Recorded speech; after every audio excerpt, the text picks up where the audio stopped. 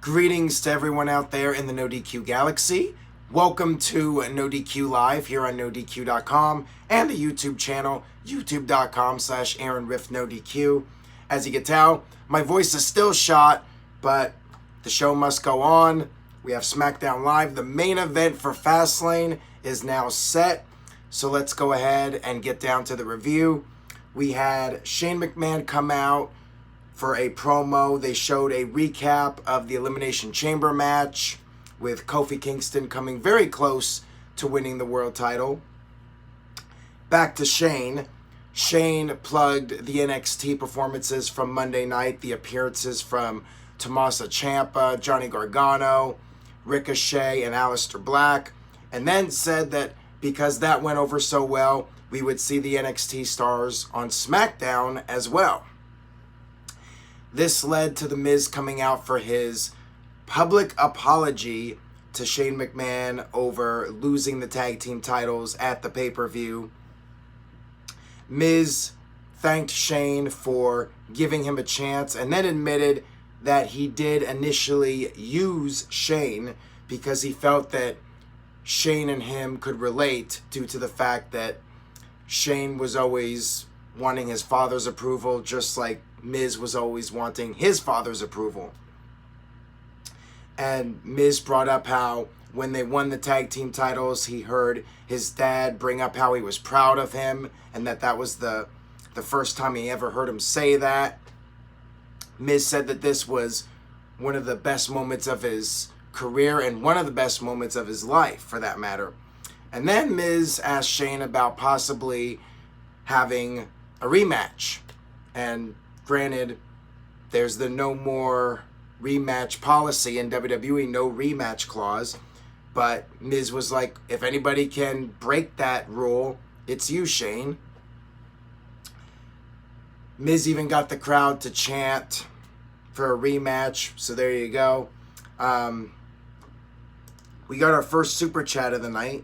Let's pull that up from James with a $1 super chat. No comment though from James, but thank you for that. I really do appreciate it. So the Usos came out and they said that Miz and Shane don't want a rematch because the Miz is a joke. He's a loser. He's a wannabe A-lister with C-lister skills. And the Usos said that Shane needs to find a new partner because the Miz is crap, basically. Shane responded by saying that you don't disrespect the Miz, and because of the disrespect, the match is on for Fastlane. It will be Shane and Miz challenging the Usos for the tag team titles, and Fastlane just happens to be in Cleveland, Ohio, the Miz's hometown. It's funny because when Shane mentioned the match taking place at Fastlane, the crowd booed, of course, because they wanted to see the match right there on SmackDown. I will say this about New Orleans, though. These fans were definitely hotter than the fans from Monday Night Raw. So, good crowd tonight, and yeah, I feel bad they didn't get the match, but really, I mean, this makes sense for the pay-per-view. It's going to be in Miz's hometown. Miz's dad is going to be there. They did a backstage segment where Miz did say that Mr. Miz will be in attendance in Cleveland. So there you go. Should be an interesting match there with the whole dynamic of it being in Miz's hometown. Offman Rules with a $5 super chat. He says, get some hauls. For the rest of you, buy a shirt with my name on it. Much respect, Aaron.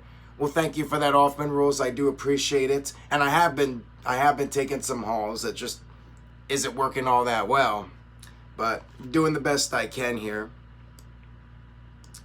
And I got a $2 super chat from Hamp Connell. He says, Aaron, did you lose the feed at 9:55? Are you talking about the SmackDown feed? I don't believe so. I don't recall having any issues with the SmackDown feed, but I'm not sure if you're talking about that or something else.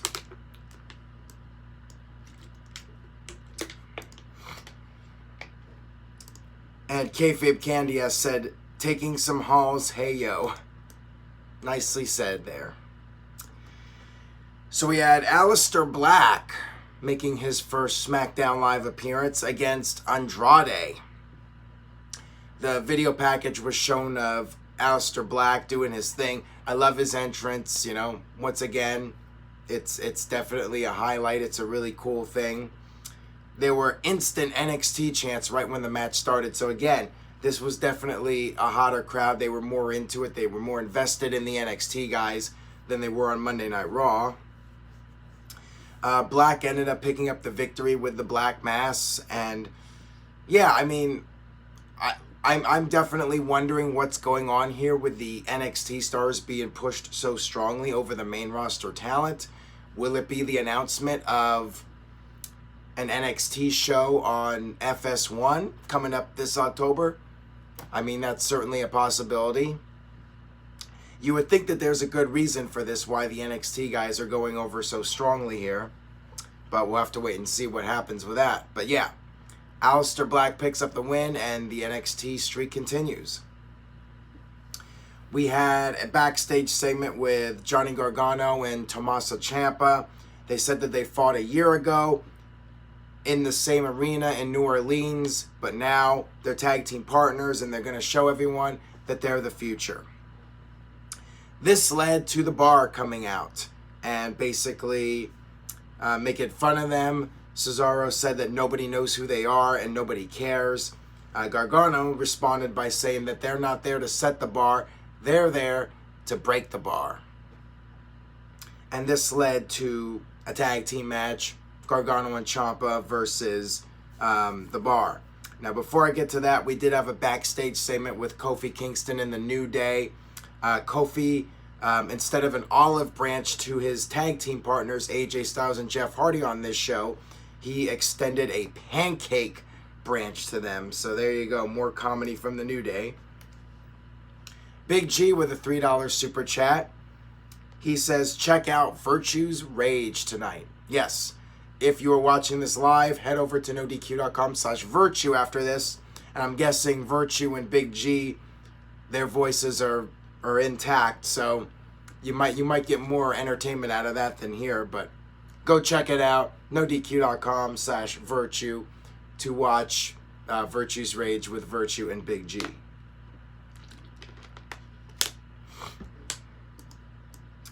Moving on here, we have the tag team match. Crowd was chanting DIY. Again, the fans were definitely more into this than the Raw crowd. I'm not sure what happened with Ciampa. There was a scary moment in this match. And before I get to that, Mike B with a $5 super chat says, hope you feel better soon, Aaron. Thank you for toughing it out and doing this video tonight. You're the man. Again, feel better soon. Well, thank you so much for that, Mike B. Doing the best I can, and I appreciate your continued support. Thank you for that. So yeah, back to Ciampa. So there was a sunset powerbomb spot. Ciampa was doing the powerbomb, and Sheamus landed on Ciampa's knee. And Ciampa was out of the match for a good part of it, for several minutes, and it looked nasty. If you look at the clip on YouTube or Twitter, it was brutal. Ciampa did tag back in and ended up rolling up Cesaro to score the pinfall victory. But that was definitely a scary moment. But yeah, DIY wins the match. Again, the NXT guys going over the Raw talent. Not sure what it means here. If NXT is going to get a show on Fox, FS1, I guess that remains to be seen. Or maybe WWE just wants to build up NXT and take it to the next level as the third brand. I mean, very interesting how this is all played out. And then we had the return of Asuka. That's right, Asuka back on SmackDown Live after being gone for a few weeks. Asuka was asked if she feels, and I quote, lost in the shuffle. Does somebody out there watch NoDQ Live? Because isn't that my phrase? Anyways, I know lost in the shuffle is a common phrase, but I say it a lot, and now we're getting that phrase on WWE television, so there you go. Asuka said that she just needs new challengers. You know, she beat both Charlotte and Becky Lynch, and she even pointed out that she tapped out Becky at the Royal Rumble. And she just wants to know, Who's ready for Asuka right now? This led to Mandy Rose coming out and saying she's ready for Asuka. This led to a match between the two of them. Lacey Evans came out and just walked to the ring and then walked back, did her usual shtick. Asuka almost got counted out at one point, but made it back in at 9. And then Asuka was fighting back, and Mandy ended up grabbing her eye and saying something was wrong with her eye. Her eye was messed up. And like an idiot, a stupid baby face, Asuka bought into it. And of course it was fake. It was all BS. Mandy took advantage of Asuka's stupidity and rolled her up for the victory. So yes, Asuka, after being off television for several weeks, her first match back after several weeks of not being on TV, she loses to Mandy Rose. Yes, I know Asuka needs some new challengers, but this is how you do it? I don't know. Wasn't really a big fan of this. I feel this could have been approached in a different manner that wouldn't have made Asuka look so weak. Just my opinion, though, and stupid as well. Like, do you really need to make her look like a complete idiot to fall for that? I mean, come on now. Kayfabe Candy Ass agrees with me. He says, Asuka tops out WWE's hottest wrestler and gets rolled up? Effing stupid, LOL. By the way, happy birthday to Zach, who's out there right now. Happy birthday, Zach. Alright, so next up we had Charlotte being interviewed, and she had bruises all over her arm from the crutch shots at the Elimination Chamber pay-per-view. She called Becky Lynch the most selfish person she's ever known. She said if Becky ever pulls that stunt that she did at Elimination Chamber, she'll be arrested, and that was pretty much it. Next up, we had Ricochet versus Eric Young. So yes, Eric Young and Sanity finally got some TV time. Now, of course, like the other NXT versus WWE matches, the NXT guys prevailed. Ricochet defeated EY despite the interference from Killian Dane and Alexander Wolf. Ricochet did all of his cool moves. He did the big dive over the top onto Young and Dane, and then he hit the 630 splash to score the pinfall victory. So there you go. Clean sweep for the NXT guys on both Raw and SmackDown. We had a New Day promo, and they brought up hashtag Kofi Mania. We had that Kevin Owens promo shown again. And then we had the main event segment. Daniel Bryan came out for a promo beforehand and called the fans small-minded skeptics and said that he survived Elimination Chamber and that he serves a higher purpose to educate. Bryan said that his opponent will be none of the men in the ring for the 6-man tag main event since he beat them all in the chamber match. But then we had the match, and as it turns out, Kofi Kingston pinned Daniel Bryan. We had Shane McMahon come out and say, at Fastlane, it's going to be Daniel Bryan defending the WWE title against Kofi Kingston. So there you have it. The crowd loved this. They were very happy. I'm sure a lot of fans around the world are happy about this. Kofi Kingston getting his one-on-one match. It's not WrestleMania, but it is Fastlane. And will WWE actually go with Kofi as the WWE champion?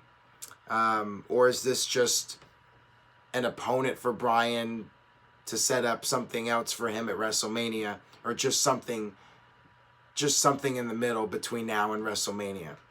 That remains to be seen. Josh Mansfield with a $2 super chat says, officially going to Fastlane, my first ever WWE pay-per-view. Well, I hope you enjoy it, Josh. Should be a good show. Kofi Kingston and Bryan should be a great match, and I think you'll enjoy it. Usos, Miz, and Shane should be really good. Hopefully you have a good time with everybody there in good old Cleveland, Ohio. So that was pretty much it for SmackDown. Pretty straightforward show. No real big angles, but it was enjoyable. I didn't have any major issues with it.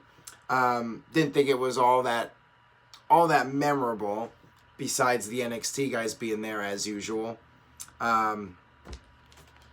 So I will go ahead and give this show a B-, which is what I think I gave Raw. You know, not a great SmackDown, but it was fine. So giving it a B-. Chris Mace gives it a B. Maw Wrestling gives it a B. Noah Foster gives it an A-. Harley gives it a B-. Michael Wayne gives it a B. Curtis Butler, B. Tic Tat Tat, A. Michael Wayne, B+. W Glass 90, B-. Caitlyn gives it a B+. So there you go. A lot of B's for the show.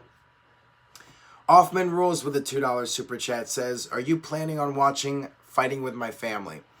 I would like to. I'm not sure if I'm going to watch it in the theater or wait till it comes out on DVD or on Netflix or whatever. But I definitely intend to watch it at some point. I definitely am intrigued by the movie, and I would like to see how it plays out. Virtue says I sound like Stevie Richards. Well, that I think that's the Savage line of the night, although we haven't really gotten any from others, but there you go. If I do watch the movie, I will give my thoughts on it for sure. Kayfabe Candy Ass says puberty sucks. Well, there you go.